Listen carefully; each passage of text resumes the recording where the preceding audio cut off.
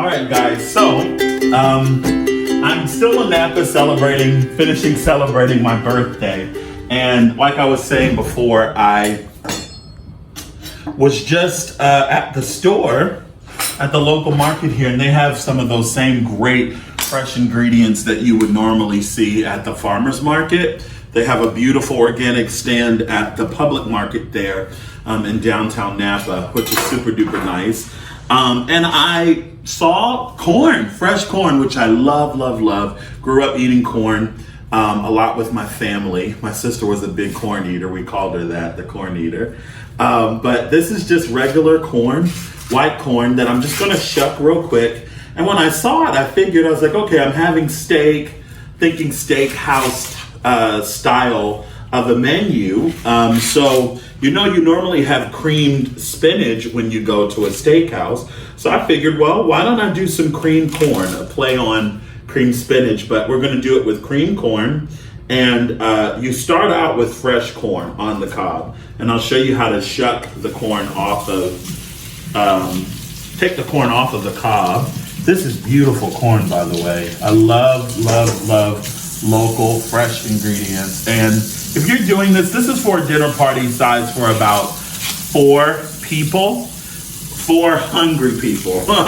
If you're, not super hungry and your guests, don't really eat a lot, then I would say this would be enough for 5 to 6, maybe 6, depending on, again, how hungry you are. But when they see how good this turns out, believe me, they're gonna have big appetites because they're gonna want to eat this. So as I'm shucking off the corn, shucking the husk off of the corn, I'm just rinsing the corn off and placing it in a colander. And you can keep these, if you have a compost, you can keep the husk off of the corn. There's some nasty stuff in here, look at that. But the good news is you can actually wash it off. I have no idea what that is, but just to show you, this is not like, everything is set up and stuff like that. I want you guys to see real cooking because, again, a Not Your Average Joe cook is elevating simple, ordinary comfort food that you would normally have with unique, elevated ingredients to make it taste good. And sometimes, depending on where you shop, you might get some corn or you might get some produce or something that doesn't look that good, but you can work around it. No need to just throw it away. I am going to discard of this just because it's still there. So how do you get the corn off the cob? That's a perfect example. I just took my knife and I ran it down the spine of the corn, and I'm just removing some of that, whatever it is. I'm just gonna pick it up, make sure not to keep it, and throw it away. These are all very starchy vegetables. Corn is very starchy, from whence corn starch comes from, to thicken things. So again, just take your knife, really sharp knife, because it will not work if you don't have a sharp knife. And we're going to just take the corn off of the cob. My sister, when she was younger, she loved not just corn, but cream corn. That is a true comforting dish. Like, I don't know if you grew up eating cream corn, but we would, but it wasn't fresh like this. It was just, regular corn, cream corn in a can, which was probably full of sugar and starch and horrible stuff. But I'm gonna show you guys a really cool elevated dish with this, which is gonna be super duper nice. So, just taking that. I hope everybody's enjoying their COVID experience. This is a crazy year for 2020. I'm gonna get a bowl for this too. But this is a great dish to try for summer. You're home already. Why not make cream corn?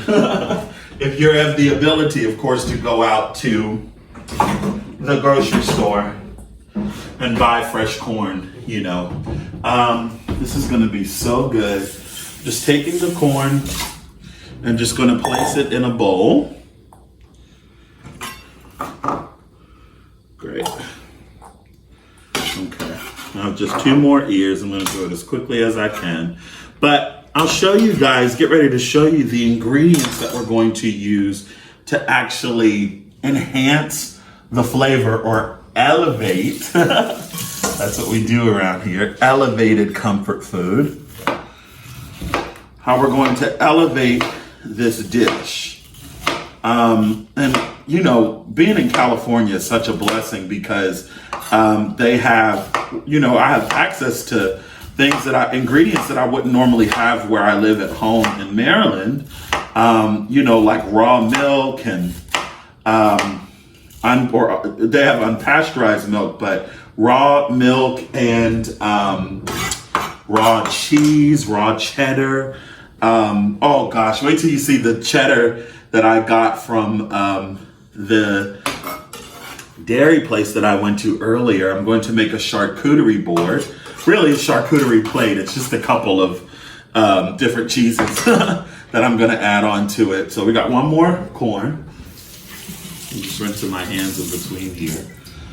Maybe one day we'll do a live Q&A or something so that if people have questions while I'm cooking, I can hopefully answer them for you. Looking outside, it's super windy today, but it's gorgeous here in Napa. My goodness. I'm gonna miss this place as I go home tomorrow. I'm traveling to North Carolina to speak at the Dear Friends Church, which is cool. So, yeah. Now I've made a mess. You can see it. Again, this isn't anything that's super fancy. And to be honest, if you have the opportunity to work with, you know, professional chefs like I have in the recent past, they are some of the most messiest cooks you'd ever imagine. I have to clean as I go, just because like it's you know, embedded in me to be able to do that. My dad taught me a long time ago. He would get really upset at me if I left a whole bunch of dishes in the sink while I was cooking. And he used to always tell me, Joseph, why don't you just clean as you go? And then when you're finished, you won't have any dishes left. So I adapted that. I thought I knew it all, but until I started doing what he told me. And that really helped me. So, okay. We're gonna just wash this off, rinse this off, and I am going to chop up one onion. The onion is really, really important. That is a flavor enhancer, okay? Onions, onions, onions. Always have onions on hand. Unless you don't like onions. I have two friends that I know. My good friend Heather Ardoin, which hopefully I'll have her on here one day. She is the queen of the South in Louisiana, in Eunice, Louisiana, but she hates onions in certain dishes. So she'll use it, but you know, she's not a big fan of onions. And my other friend Vashti, she really hates onions. She can just, you know, you could cook something down like we're getting ready to do, cook the onions down, and she would still taste it, even if it's cooked for like a million hours. So right now I'm just chopping up this onion. Oh gosh, this smells so good. I got this from the farmer's market yesterday. And I'm not making it real fine. Woo, it's strong. Oh, my eyes. Help me, Jesus. I don't have a match to put in my mouth. They say to do that if you start crying with, you know, onions, because they're so strong. But these are potent and delicious. They're going to cook down and become really sweet. So, all right, you can make your way on over here. We're going to go to the stove. Okay. And what I'm going to do, let me show you another good ingredient. My eyes are burning from the onions. Help me, Jesus. You might be saying, Joseph, what in the world is that? Remember on my first video, I made some bacon with, it was a Iberico ham bacon or Iberico bacon. And this was the fat that was rendered from it. They are like well known for the fat, the Iberico bacon. the fat from the Iberico pork is very well known. It's very good for you. It's not like regular processed bacon. I'm just gonna turn my potatoes up a little bit, but bacon and corn go really, really well together. So I'm going to add a little bit of this oil, just about a tablespoon, and that's going to enhance the flavor of this dish. You might be thinking, Joseph, how much fat are you going to add in it? I would say don't worry about it. That's what I normally tell some of my friends, but fat equals flavor. Always remember that, okay? I'm going to add 1 glug of olive oil. And on top of that, I'm going to add about, let me get a spoon, about a teaspoon of butter. And that butter is going to help flavor this. This is that good probiotic butter that we bought yesterday at the farmer's market, and it is delicious. So, just gonna bring this to temperature, let the oil heat up as well as melt the butter. Excuse me, you don't want the butter to burn. Oh, thank God, my eyes are better now. Woo! Get some water here real quick. Love lemon water. Did you know that if you don't have alkaline water, you can just add lemon into the water, not in a plastic cup because the lemon will melt it. Learn that the hard way. But if you want alkaline water, you just put a little bit of lemon into it. Voila, it becomes alkaline. Now, get a load of this. Now, I do have some of that bacon. I would put it in there, but I don't want anything to come against the flavor of the corn. I don't want anything to compete against that. So I'll just put a little bit of that fat in there. Gonna add all this delicious corn into the bottom of this. Now look at the starch in this bowl. That's pure starch. Not that you can, woo! You literally, with this corn, you don't need any sugar. You don't need any added sugar. This corn is so sweet. It literally tastes like somebody took sugar and put it all over it. What's another? My feet keep doing weird stuff. Remember, when you're putting things in the pan, anytime you put something in the pan, you always season. So season liberally with salt and pepper. Okay, this is a lot of corn, so I'm just gonna put some salt and pepper here. Just fresh ground salt, pepper into the corn. I like a lot of pepper in a dish like this. Lots.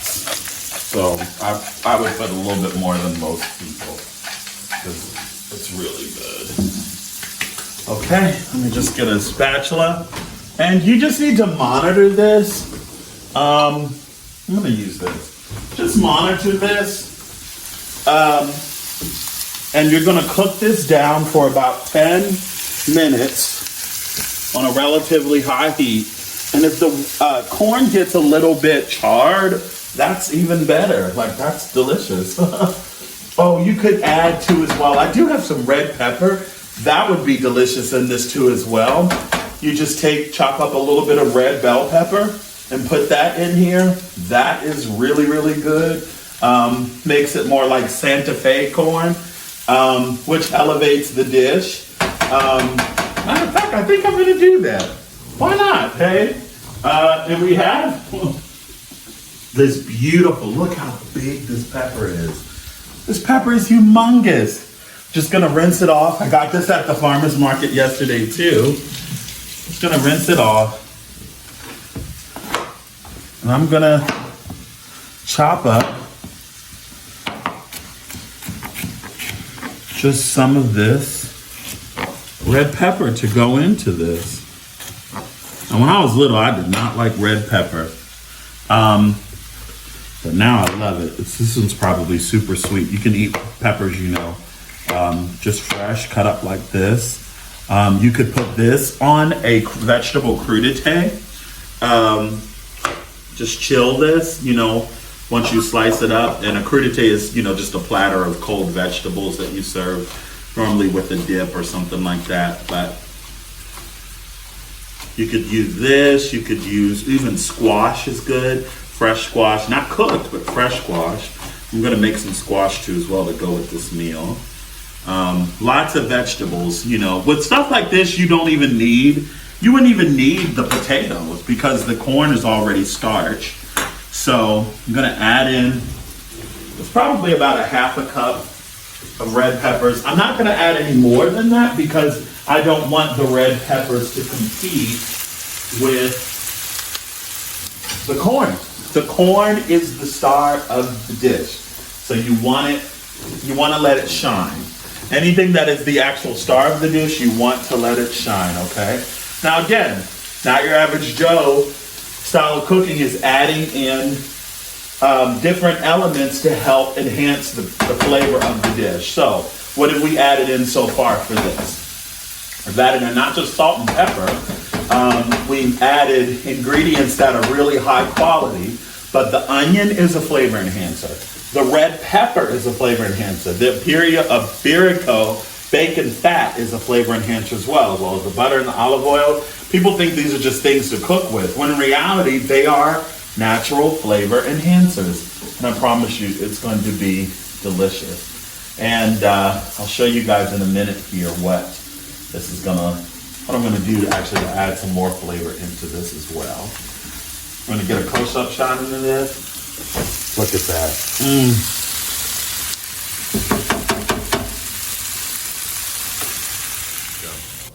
Okay, so I want you guys to look. This corn has been cooking for maybe about 5 to 10 minutes, but look on a relatively high heat. And I've turned it down right now. Look how caramelized everything is getting. I'm telling you, having a non-stick pan truly makes all of the difference.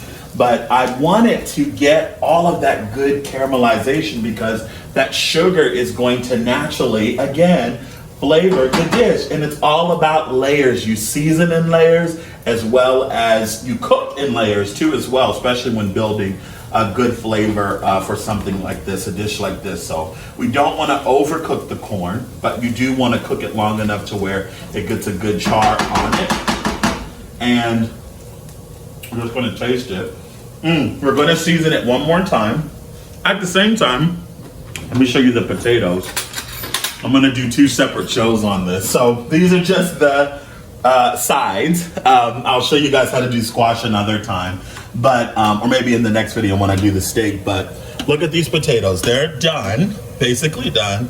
I've turned down the fire to just low until I'm ready to, or you can just shut it off really until you're ready to drain the potatoes and then mash them. But let me show you the next flavor enhances for this cream corn. I have some whole milk that I got from the farmer's market.